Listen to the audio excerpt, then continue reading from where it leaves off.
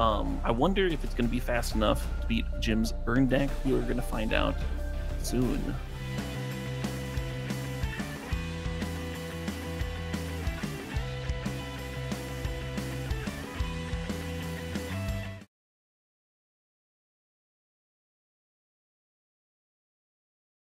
Jim's got an opener with a couple of 1-drops and 5 lands. Alex has, the kind of exactly, I would imagine, what Alex is looking for here with Grazer. Yeah, if I had to pick 7 cards to start the game with from Alex's deck, this would be pretty close to that. Maybe swap the Kozilek's command for a card, but besides that, that's just what I want. So wow, what a hand!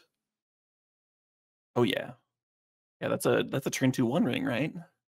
Yeah, does it turn to one ring and then, ooh, that's just so much stuff. Jim mulling down to 6 to no surprise. Yeah, just a Goblin Guide and a Monastery Swift Spear. It's not really good. Not really all that Oh, well, this is strong the to get to. 6. You keep this on 6. Yeah, that's probably why Jim is considering it, right? To begin with, right? On 7, you probably just ship it without even thinking about it too much. You just are looking for something better than that. On 6, I guess you can keep, at least you have 2 creatures which are persistent source of damage, so they can kind of make up for the smaller hand size. Sure. And eventually Sunbaked Canyon can cycle into a spell if all plays out the way you'd like it to, but it's not a hand you'd be excited to. But of course, it's rough to go to 5 with any deck, and especially a critical mass deck like Burn. Sure, that all makes sense. I do agree with Jim Davis's decision to mulligan. I have heard that the 4th land in Burn is flooding, so it's pretty brutal to keep a 4-lander even on 6. Oh.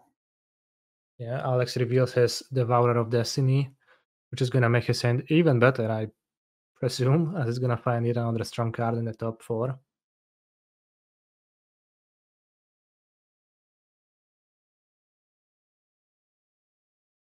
So Alex is gonna resolve his Devourer of Destiny.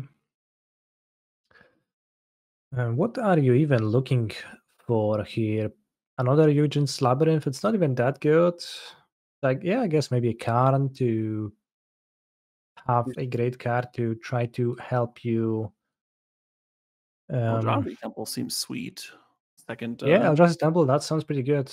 It does work wonders with Kozak's command.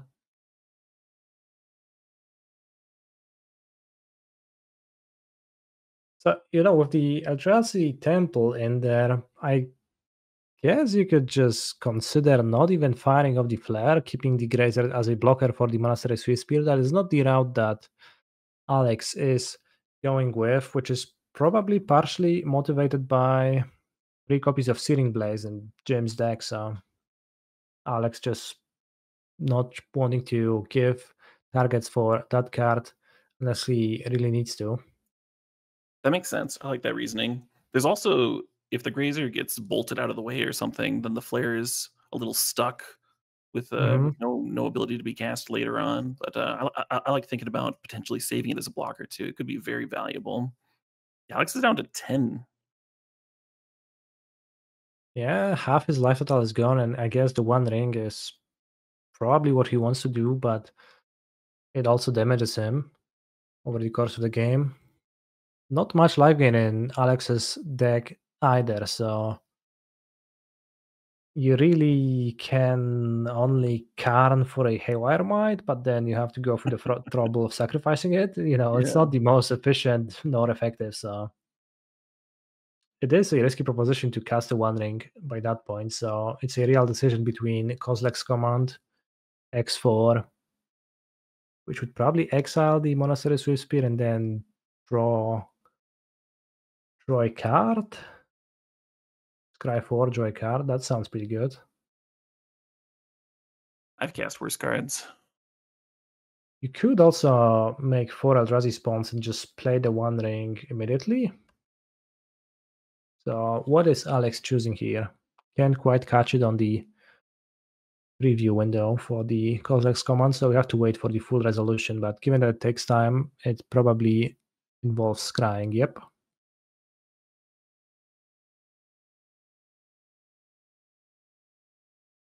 Goblin Guide off the top. Alex going down to 8 here. The Goblin Guide just running headfirst into this Devourer of Destiny, kind of giving Alex a target. And 8, it is 2 Boros Charms, maybe Boros Charm plus a Flare of Duplication, so maybe it's just 2 spells away, but most likely 3. And Alex is choosing to cast his Devourer, get rid of the Goblin Guide, which is a clock. You need 4 attacks with the Devourer to finish the game, so that's not the fastest, but it's better than nothing. And Alex is probably gonna look to use his One Ring as a way to fog one of the last turns. We'll Could get see. aggressive with One Ring plus Karn too. Huh? Oh yeah, that's also an interesting line, yeah.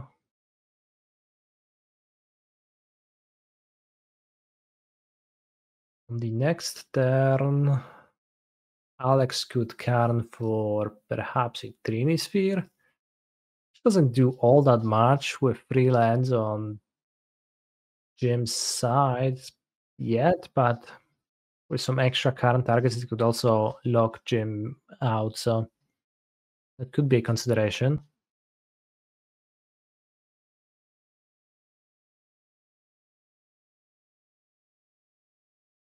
I've been trying to wrap my head around these Phyrexian towers. I guess it's another way to turn Grazer into fast mana. Yeah, there's 7 of those, right? There's 4 Grazers, 3 Pioneers, so you're probably very happy to stack them to tower. It's another way to play turn 2 Ring or Karn or Miko Spawn, so Sure. I think that's the plan. I think that's the way Alex wants to carve out.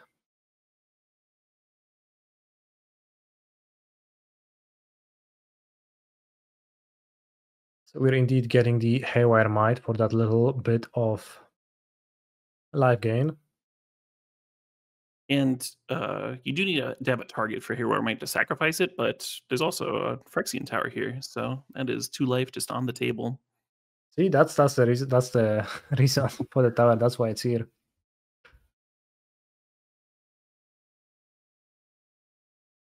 Yeah, and Alex is gonna go down to 2.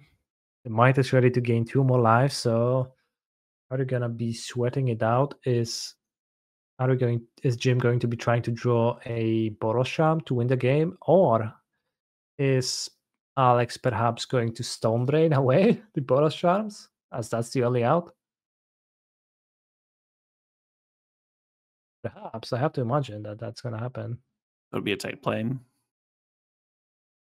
Another a Haywire second Might. might. I didn't quite catch that there is a second one of those, but yep, that sounds viable too.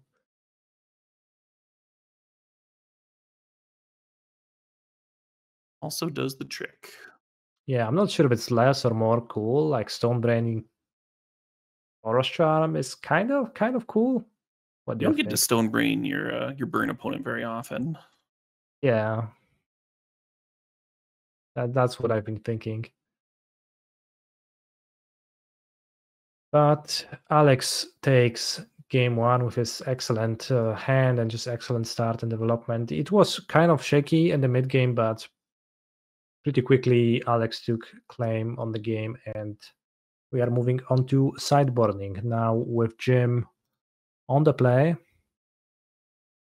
Something I would be worried about if I was Alex is that I was on the play. I had the absolute perfect opener. My opponent mulled to 5, and I still got down to like 2 life, 2-4 life. Yeah, certainly that's a bit scary. Probably implies that the matchup is not all roses. And Not Jim all gets to roses. improve his deck by removing Grim Lavamancer, a card that looks pretty tame. Searing Blaze can match up well against Grazer, but he's not really into that. And I haven't seen Lavamancer in a while. I wonder if Jim had like kind of a similar idea to myself that there were going to be more creature decks if we're all building around flares. Perhaps that's also a way to include more creatures in his Baron deck to Oh, turn right, on right, Flare of right. Duplication. So Not your average burn list. These openers do not seem nearly as good to me. certainly on the timer end compared to the game one opening. This Oh, Alex could be happy with this hand. I guess you could bottom a Flare of Cultivation and just put your trust into this Devourer of Destiny to bring you what exactly? I guess. Nah, there is yeah, not a single clean card to fix this right. hand, I so think if it's a there bit was rough. I think if the Microspawn was a grazer, then there'd be some merit to keeping this hand and devouring for a forest. But oh, there's the keep. I think the issue with this is that he needs multiple draws in a row to fix the hand, which could happen. And I guess the Kozilek's command does cycle off the Eldrazi Temple. That's something. Yeah. So I guess you get to maybe find a forest, lead on Eldrazi Temple, turn to play forest, Kozilek's command the one drop. Okay, 2 soul lands, that's a start. That is certainly a start. It does let Alex cast a Kozilek's command X2 on the next turn, and then that could convert into a kicked sowing Microspawn on turn 3. So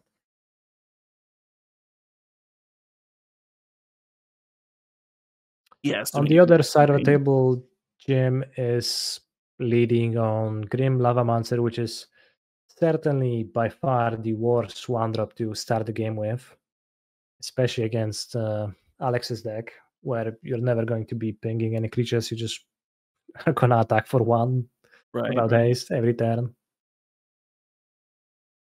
I would call that Zubera level impressive.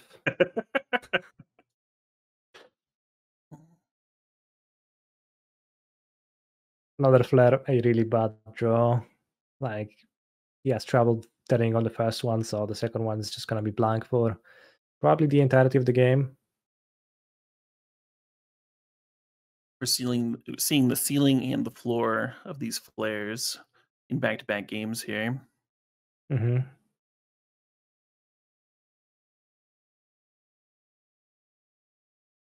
So Alex chose to cry to and draw while exiling the Pyromancer, sitting at comfortable 13 life and flare of duplication. As you said a minute ago, we are seeing the good and the bad.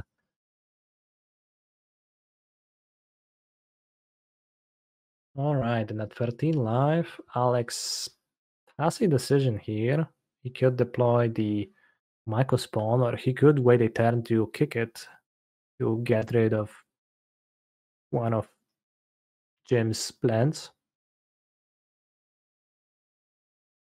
That's a line. I usually like kicking Microspawn quite a deal, but I'm not sure. I feel like against Burn, that becomes a little bit less good, right? Burn needs so few resources to really get Mhm. rolling. Alex would love a Radiant Fountain in his deck right now, or something of this kind, but not available to him.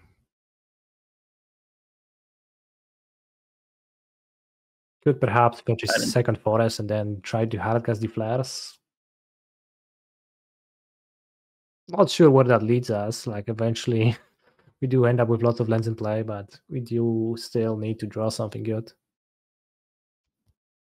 While fading some draw steps, well, still gonna take a while. Jim is holding his lightning bolt, not even casting it. Trying to maybe be able to cast a double bolt if he draws a land for Flare of Duplication. And we see a Searing Blaze, so that's going to be pretty attractive to kick, or rather landfall, onto the Microspawn, dealing 3 damage to both Alex and the creature. Burn, Cryptic Command. Love a good Searing Blaze. Yeah, exactly. Ooh. All right, World Breaker. But here comes another use for Fire Accent Tower. You can just recycle your World Breaker over and over with it, which is actually viable if he draws a land, right? He has 6-9 mana.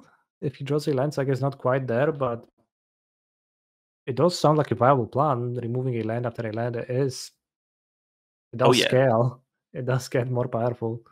Certainly a very good plan for slow land-based matchups, Tom. There's a reason that I banned the Eldrazi deck when I was potentially playing Scape Shift. Certainly. I could imagine how you would rather not play against 7 land, well, 11 land distraction effects if we count Karn, so. Even in this matchup, crucially, World Breaker just taking away the mana from James so that he can never cast his Flare of Cultivation. And is he gonna enjoy Boros Charm right now? Classic burn situation. Jim How are you gonna bemoaning, get one? having this flare in hand. Not quite, but Goblin Guide can buy us a turn by blocking.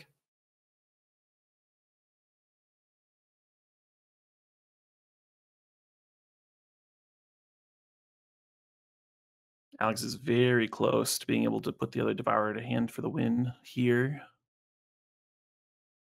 Very close, but not quite without sacrificing one of his creatures, which would, I guess,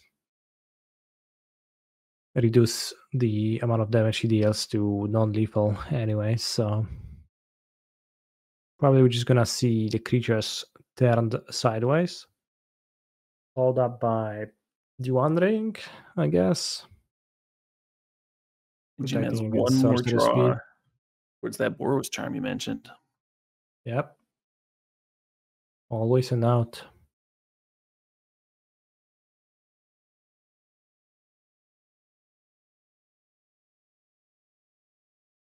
Considering his options, counting his mana for the World Breaker loop. Unfortunately, 1 mana away from that, if I'm not mistaken. That's what I counted as well, yeah. Got 9 and it costs 10 to do so.